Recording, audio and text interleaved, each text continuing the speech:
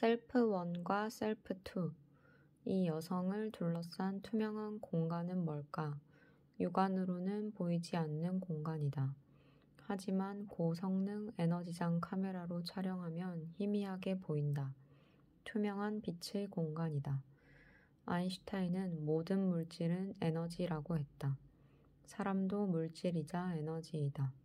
그래서 우리는 에너지장, 곧 빛의 공간 속에 들어있다. 좀 더 가까이 찍은 사진들을 보자. 가까이 보면 사람마다 에너지장의 색깔이 다르다. 사실은 매 순간 달라진다. 만일 내가 어두운 생각을 품고 있으면 색깔도 어두워진다. 거꾸로 밝은 생각을 품고 있으면 색깔도 밝아진다. 아인슈타인의 말대로 생각도 에너지이다. 생각도 에너지의 물결이다. 물결엔 움직임이 있고 주파수가 있다. 자연히 주파수가 맞는 생각 길이는 서로를 끌어당긴다. 내 에너지장 속에 어두운 생각이 가득하면 어두운 생각을 품은 사람들을 끌어들이게 된다. 따라서 어두운 일이 많이 일어난다. 현실도 어두워진다. 거꾸로 내 에너지장 속에 밝은 생각이 많이 들어있으면 밝은 생각을 가진 사람들이 끌려와 밝은 일이 많이 일어난다. 밝은 현실이 펼쳐진다. 현실은 내가 품고 있는 생각을 고스란히 비춰주는 거울이다. 최근 영국에서 개발된 디지털 에너지장 카메라로 촬영한 인체 에너지장 사진이다. 육신의 공간보다 몇십 배나 더 넓은 공간에 빛이 퍼져 있다. 그리고 여러 겹의 공간이 층을 이루고 있다. 왜 공간의 층이 생길까? 공간마다 주파수가 각기 다르기 때문이다. 육신의 공간은 물질 주파수가 지배하는 곳이다. 반면 무한한 빛의 공간은 물질에서 완전히 벗어난 진공의 세계다. 다음 쪽 그림을 보면 한눈에 이해하기 쉽다. 몸에서 1.5m 정도까지의 공간엔 감정의 물결이 흐르고 있다. 그 바깥쪽, 즉 2.7m 정도까지의 공간엔 생각의 물결이 넘실거린다. 이른바 잠재의식, 무의식의 공간이다. 이곳에 두뇌가 모르는 생각들이 이미지 형태로 저장돼 있다. 그렇다면 그 바깥은 무슨 공간일까? 영체에서 나오는 투명한 빛이 흐르는 공간이다. 즉 영혼의 공간이다. 영혼의 공간은 무한한 빛의 공간 속에 들어있다. 그림 하나가 모든 걸 말해준다. 육신의 공간을 감정과 생각의 공간이 품고 있다. 감정과 생각의 공간을 영혼의 공간이 품고 있다. 영혼의 공간을 무한한 빛의 공간이 품고 있다. 자연히 누가 누구를 움직이는지도 드러난다. 육신의 공간을 감정과 생각의 공간이 움직인다. 감정과 생각의 공간을 영혼의 공간이 움직인다. 영혼의 공간을 무한한 빛의 공간이 움직인다. 나를 포함한 우주 전체를 움직이는 건 무한한 빛의 공간임을 알 수 있다.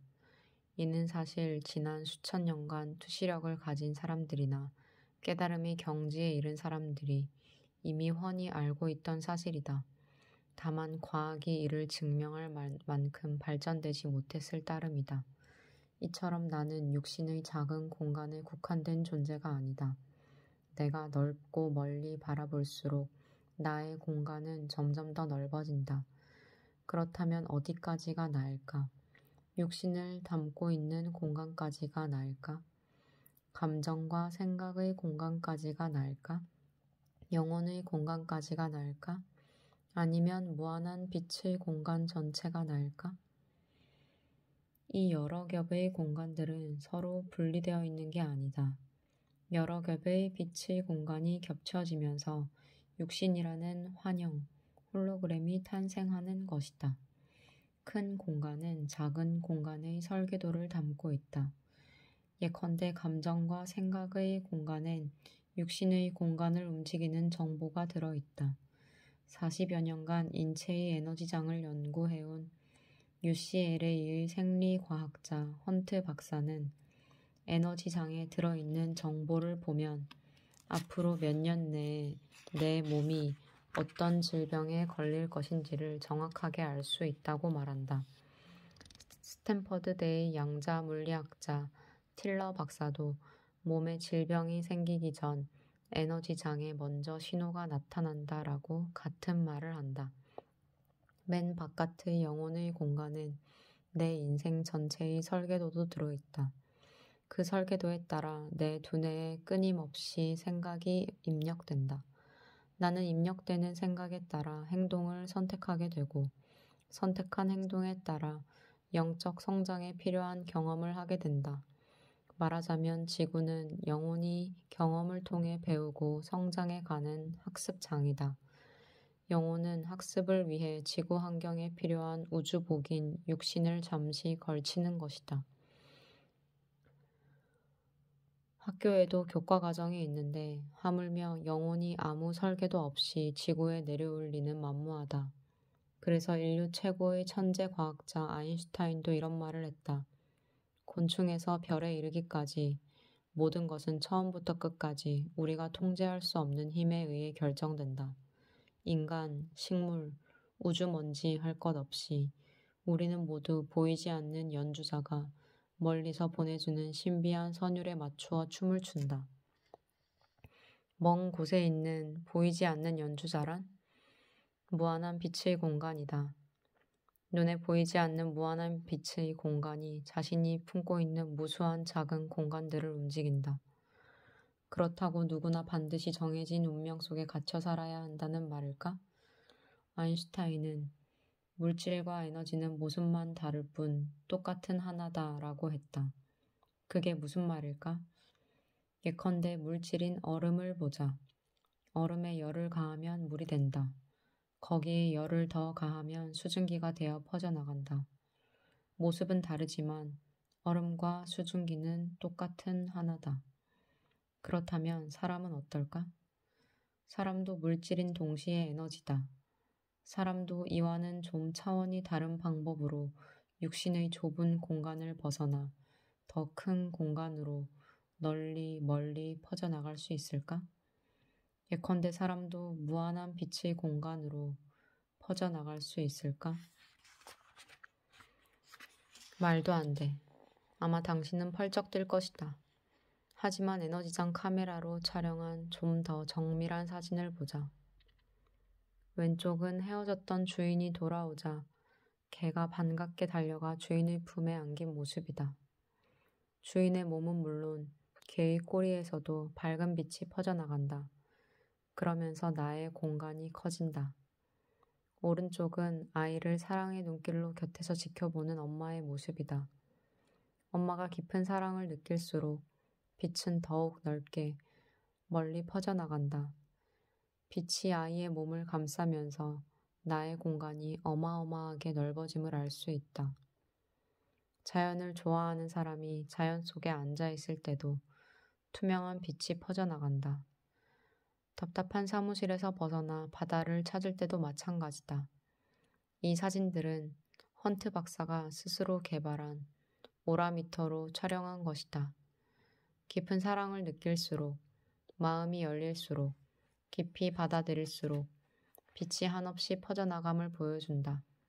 빛은 곧 사랑이다. 실제로 마음이 맑고 사랑이 넘치는 사람일수록 빛의 공간이 크다. 그래서 사랑이 넘치는 사람과 같은 방에 말없이 가만히 앉아 있기만 해도 가슴이 뭉클해지거나 희열을 느끼게 된다. 부처나 예수와 함께 했던 사람들도 그런 경험을 했다고 전해진다. 어찌된 일인가? 그렇다면 사람도 빛으로 퍼져나가지 않는가? 그러면서 나의 공간이 엄청나게 넓어지지 않는가? 아인슈타인이 말대로 사람도 물질이자 에너지다. 그래서 무한한 에너지로 퍼져나갈 수 있는 것이다. 하지만 사람들은 착각 속에 갇혀 있다. 육신이 나의 모든 것인 줄 알고 육신이라는 좁은 공간 속에다 시야를 스스로 국한시켜 놓고 있다. 육신과 두뇌만으로 살아가려니 한계에 부닥친다. 스스로 운명의 한계를 정해놓고 그 속에 갇혀버리는 것이다. 하지만 만일 내가 시야를 영혼의 공간까지 넓힌다면, 그럼 영혼이 설계한 삶의 목적을 찾아내게 된다. 그리고 그로 인해 육신과는 다른 차원의 삶을 살게 된다. 만일 내가 시야를 무한한 빛의 공간까지 넓힌다면 나는 무한한 창조자가 된다. 생사의 경계도 사라진다. 초능력도 나타난다. 나 자신도 와칭을 시작하기 전엔 이 같은 사실을 전혀 몰랐다.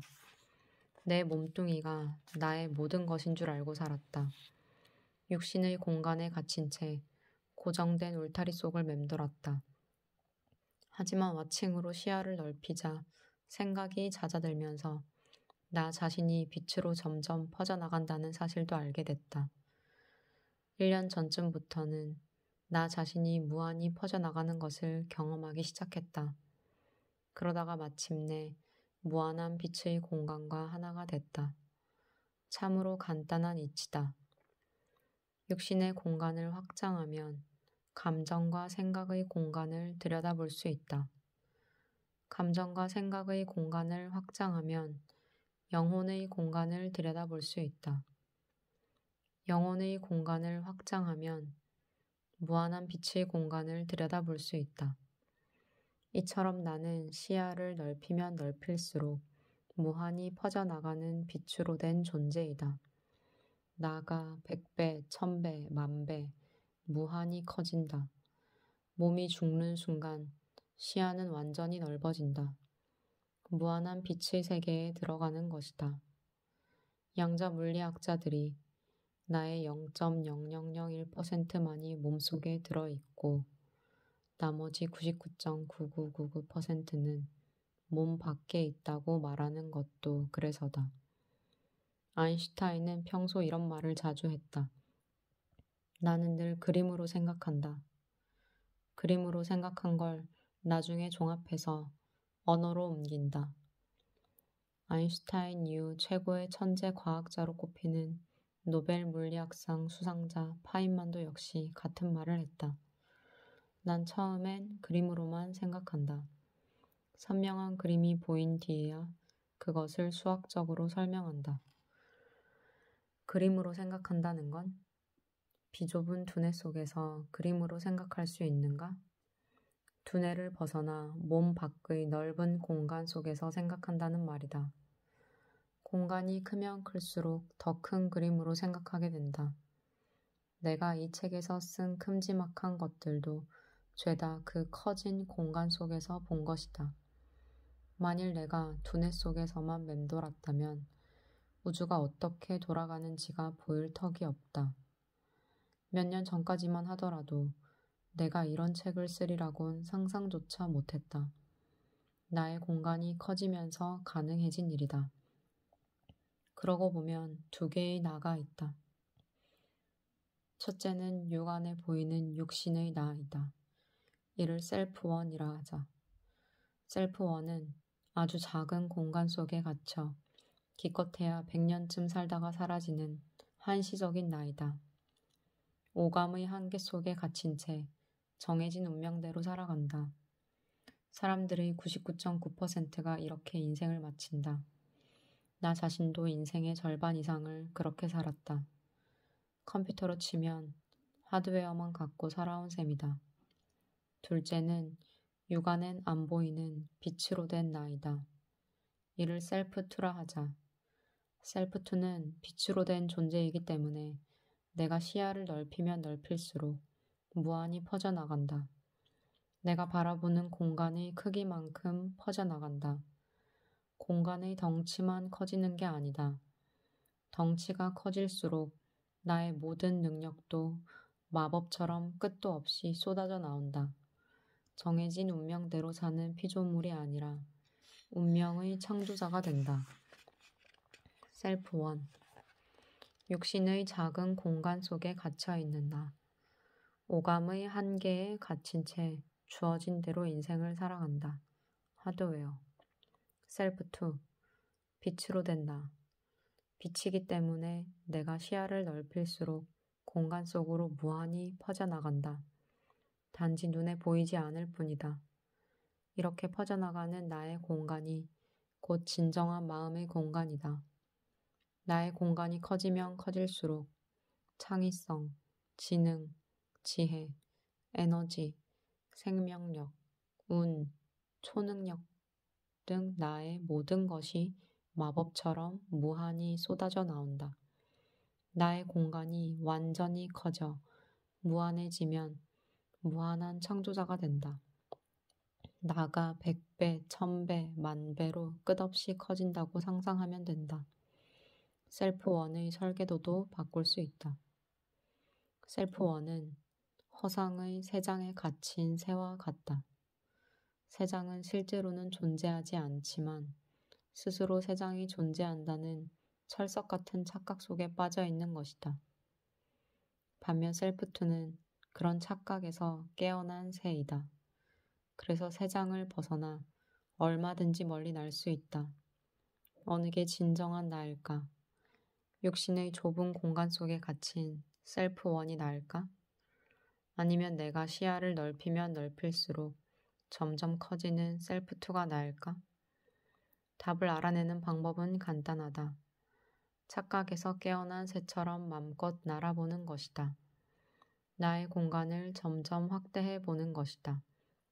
그 결과 실제로 지능, 창의성, 에너지, 생명력, 운, 초능력 등 나의 모든 것이 정말 마법처럼 무한히 쏟아져 나온다면 나의 능력도 실제로 1000배, 만배로 점점 커진다면 그렇다면 셀프2가 진정한 나임이 틀림없다.